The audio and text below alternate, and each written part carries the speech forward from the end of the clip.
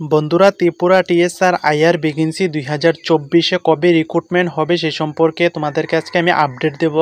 তোমরা অনেক মাস ধরে কমেন্ট করছো আমাকে আপডেট দেওয়ার জন্য টিএসআর কবে নিয়োগ করা হবে। তো কোনো আপডেট এতদিন ছিল না বলে তোমাদের সামনে আমি ভিডিও বানাইনি।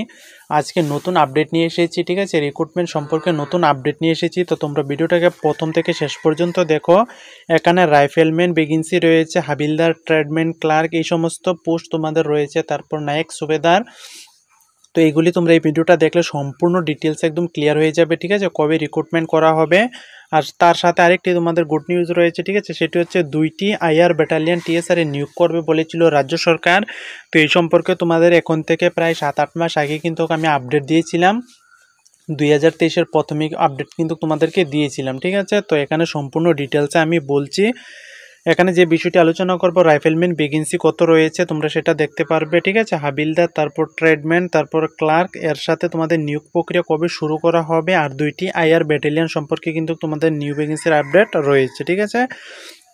তো তোমরা ভিডিওটাকে সম্পূর্ণ প্রথম থেকে শেষ পর্যন্ত দেখো, তোমাদেরকে আমি স্টেপ বাই স্টেপ আলোচনা করছি। তো তোমাদেরকে এখন আমি একটা ভিডিও দেখাচ্ছি, ভিডিওটা দেখলে তোমাদের কিন্তু 60 থেকে 70% ক্লিয়ার হয়ে যাবে, ঠিক আছে? এই রিক্রুটমেন্ট কবে হবে, ঠিক আছে? ত্রিপুরার বিধানসভা এই 2024 সালের শীতকালীন বিধানসভা কিন্তু ত্রিপুরার মধ্যে শুরু হয়ে গেছে। তো এখানে কিন্তু এই প্রশ্নগুলি তুলে ধরা হয়েছিল বিরোধী দলের পক্ষ থেকে। তো এখানে শাসক দল অর্থাৎ যে বর্তমানে গভর্নমেন্ট রয়েছে, গভর্নমেন্টের পক্ষ থেকে কি জবাব দেওয়া হয়েছে তোমরা ভিডিওটা দেখো, দেখলে কিন্তু ক্লিয়ার হয়ে যাবে।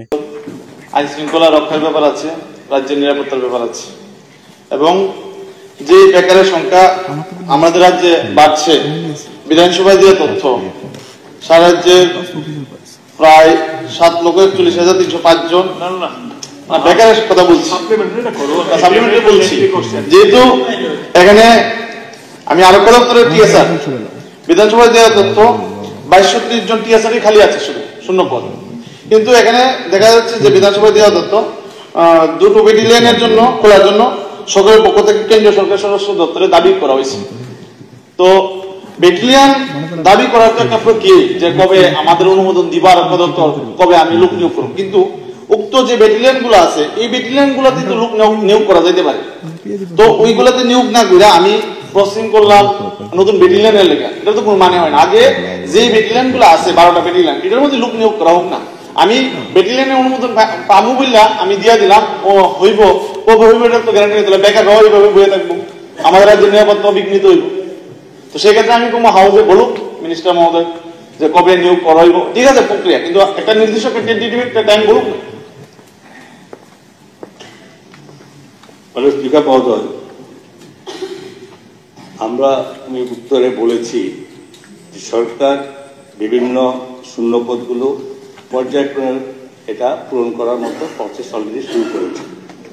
তো এখানে অলরেডি 6,791টি শূন্যপদের মধ্যে 2,977টি পদ পদোন্নতি এবং অবশিষ্ট 3,813টি পদ সরাসরি নিয়োগের মাধ্যমে নিয়োগ করার ব্যবস্থা। এবং এছাড়াও ত্রিপুরা পুলিশ দপ্তরের কনস্টেবলে 1000টি শূন্যপদ সরাসরি নিয়োগের মাধ্যমে পূরণ করার জন্য সম্প্রতি একটি নির্বাচন কমিটি বোর্ডের গঠনও করা হয়েছে, এবং সেই সঙ্গে যোগ্য প্রার্থী বাছাইয়ের জন্য শারীরিক পরীক্ষা ইতিমধ্যে সম্পন্ন হয়েছে এবং বর্তমান লিখিত পরীক্ষা সম্পন্ন করার কাজ চলছে। এছাড়া কনস্টেবল 1000টি শূন্যপদের যে 33% পদ মহিলার জন্য সংরক্ষণ হয়েছে, এগুলো অবস্থা চলছে। তো প্রশ্ন হচ্ছে, শূন্যপদ পূরণের ব্যবস্থা সরকার অলরেডি পদক্ষেপ নিয়েছে, ঠিক আছে? এবং মাননীয় স্পিকার স্যার, আমার একটা সাপ্লিমেন্টারি কোয়েশন। মাননীয় দায়িত্বপ্রাপ্ত মন্ত্রী যে তথ্য দিলেন, এর ভিতরে কতটা পদ এসটি এবং এসসিদের জন্য খালি রয়েছে? এটা সেপারেট কোশ্চেন করতে হবে, তাই হবে না, বলতে পারবে না, সেপারেট কোশ্চেন করবে।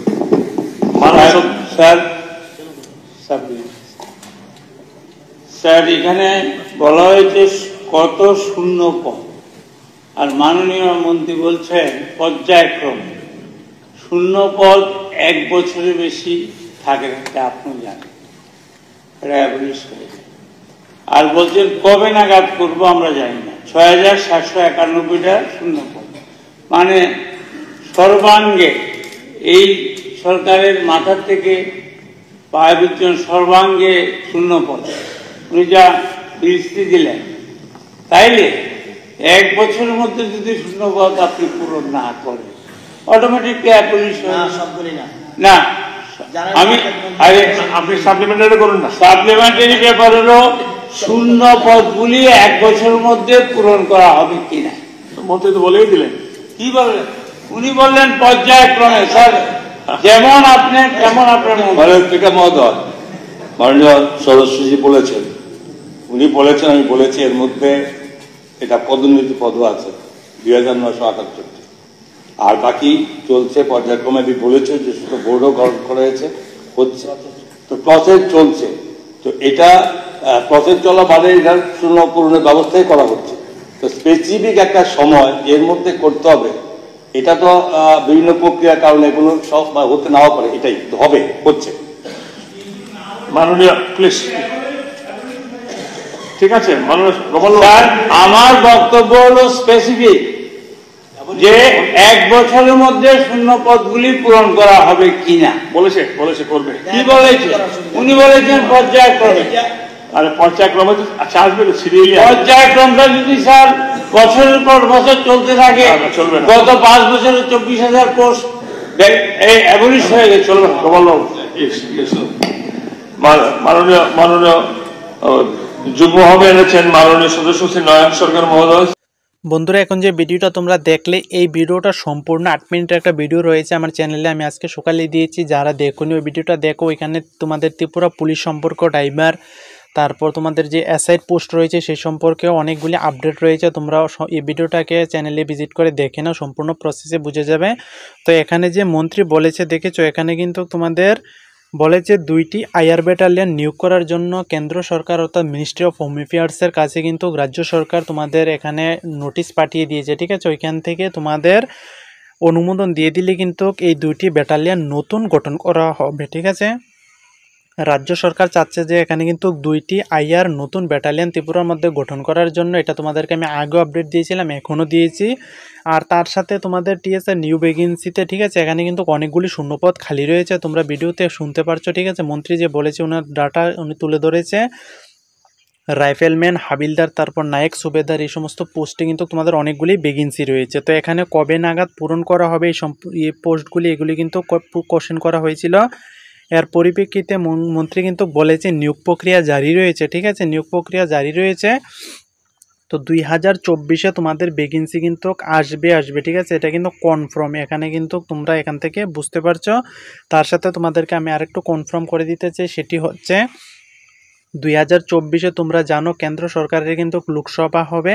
তো এই লোকসভা তোমাদের যেহেতু হবে তোমাদের সমস্ত অল ইন্ডিয়া থেকে, ঠিক আছে, কিন্তু এখানে কিন্তু ভোট নেওয়া হবে। তো এই হিসাবে 2টি আইআর ব্যাটালিয়ন গঠন করার যে কথা, এটা কিন্তু অনুমোদন দিয়ে দেওয়া হবে। 2019 সালে যে 2টি আইআর ব্যাটালিয়ন গঠন করা হয়েছে, ওইটি কিন্তু তোমাদের মার্চ মাসে কিন্তু ভ্যাকেন্সির নোটিফিকেশন বের হয়েছিল, তোমাদের অ্যাপ্লাই কিন্তু শুরু হয়েছিল। তো এখন জানুয়ারি চলছে, তোমাদের ফেব্রুয়ারি মার্চের মধ্যে কিন্তু ভ্যাকেন্সির নোটিফিকেশান আসার খুবই সম্ভাবনা রয়েছে। এই আপডেটগুলি তোমাদেরকে আমি শেয়ার করেছি, যেহেতু আপডেট পেয়েছি। তো তোমরা তোমাদের প্রস্তুতি করতে থাকো, প্রিপারেশন করতে থাকো। আর এখানে কিন্তু তোমাদের এজ রিল্যাক্সেশন দেওয়ারও কিন্তু একটা সম্ভাবনা রয়েছে, ঠিক আছে। অনেক বছর ধরে কিন্তু রিক্রুটমেন্ট হয় না, 2019 হয়েছিল, আর 2024-এ তোমাদের রিক্রুটমেন্ট আসবে। তো এখানে কিন্তু এজ রিল্যাক্সেশনও তোমাদের দিতে পারে। তো ত্রিপুরার সমস্ত চাকরির ক্ষেত্রে কিন্তু 2 বছর এক্সট্রা তোমাদের এজ রিল্যাক্সেশন দেওয়া হয়েছে। তো এখানেও কিন্তু 2 থেকে 3 বছর এক্সট্রা এজ রিল্যাক্সেশন সব ক্যাটাগরি ক্যান্ডিডেটদের দিতে পারে। তো এই রিক্রুটমেন্ট সম্পর্কে অন্য কোনো নতুন আপডেট আসলে তোমাদের সাথে শেয়ার করে দেবো। আজকের জন্য এতটুকু রাখছি। জয় হিন্দ।